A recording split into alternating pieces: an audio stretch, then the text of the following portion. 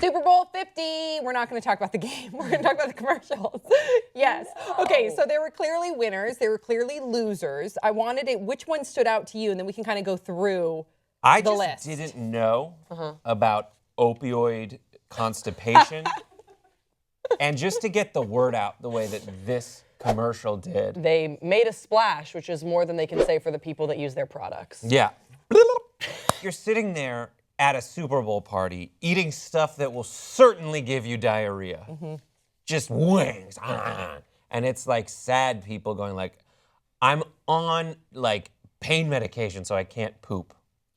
And it teaches you that you can. That and the toenail fungus. Let me just get the two toenail fungus. pharmaceutical commercials. The grossest ones. The one that it's like, but it's like poop smeared on it. It was like let's make toenail fungus like sports. And so it was like a guy at a bar. It looked exactly like the Buffalo Wild Wings commercials. It did look like a beer commercial. But like the Buffalo Wild Wings commercial, there's like a secret thing that lets you talk to the people to make the game go longer at Buffalo Wild Wings. But this is like, and you just like in heaven with like Phil Simms and Deion Sanders in heaven, but you can't come into heaven without toenail fungus. Disgusting. The one that really shocked me, the Super Bowl babies. The kids singing about their parents boning, basically. Yeah. They're all conceived. That's what's so great. That's weird. Would you want to be one of those kids singing about the fact that your parents boned? 100%. I think that was one of Head and Shoulders. It was a slow burn. It was the NFL like doing a couple quick ones. And they said the message at the beginning, but it wasn't until they were all like harmonizing.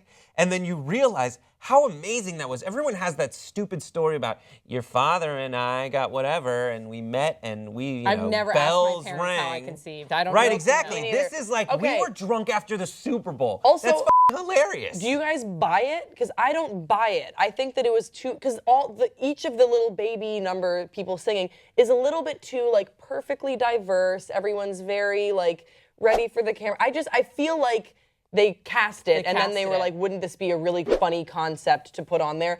Also, another weird thing about that commercial, my dad tweeted about it to me. And said what? I haven't read the tweet, but I saw some. Yeah, like I don't. My parents don't watch the Super Bowl. I haven't read it yet. Maybe you were conceived after a big sporting event win. All I saw was like Super Bowl babies, like haha, Grace, blah, and I was like, words, no, look away. Like that's what that kind of reaction, and it's like pan-generational. I think that's what makes it so great. Like people who 1967 Super Bowl in like 2015, like. It's amazing. It's just such a real touch. What other commercials did you guys love? Like avocados from Mexico. Yes, avocados from Mexico. So good. Just saying this is Scott Baio. Scott Baio's making a comeback. That's what I predict. He's getting at his own NBC spinoff show. How stoked was he? He's a cop in space. Yeah. I don't know, but I feel like he could have a big career upside because of that commercial. The one that a lot of people are talking about that I think should be disqualified because it's such like, focus grouped in a lab is Puppy Monkey Baby. Oh, we can't. We're actually going to do a whole video on that. Oh, good. So stay tuned for that video. Okay. What other Super Bowl the Doritos ultrasound video had me losing it. Because it's like all the other ones, because there's so many freaking car commercials that are like, let's take it to the next level, like Prius. And there's a chase, we'll have a Black Hawk helicopter because it's a Super Bowl. This was just some dude like totally checked out. Doritos does a really good job every year. Guy totally checked out, and he's being a dad. And the mom is like, "This is a special moment." He's like, "Nah." And then the baby is reaching after the, and then she throws it, and the kid gets born out the uterus. I liked the Amazon Echo one with Missy Elliott, Alec Baldwin, Jason Schwartzman, and Dan Marino. Yeah. That is so funny. I know that it was another one of those like focus group commercials where it's that they tested like, and what if we throw in Missy Elliott, and what about we do this, or like Alec Baldwin tests really well. And so I know that it was definitely kind of fed to us, but I loved all the elements. I loved when they're like, how many Super Bowls has Dan Marino won? Like how many Oscars has Alec Baldwin won? Funny, topical, into it. Did you Missy Elliott? It seemed like it was a miss based on the tweets that I read as far as Seth Rogen and Amy Schumer. What did you guys think? I still thought parts of it were funny. I still laughed at parts I don't of it. really remember any of the jokes from it. I remember watching it going like, oh, this is My the thing they caucus is teased. bigger than yours. Yeah, and I then get the it. bud. And you're like, oh, but kids are watching.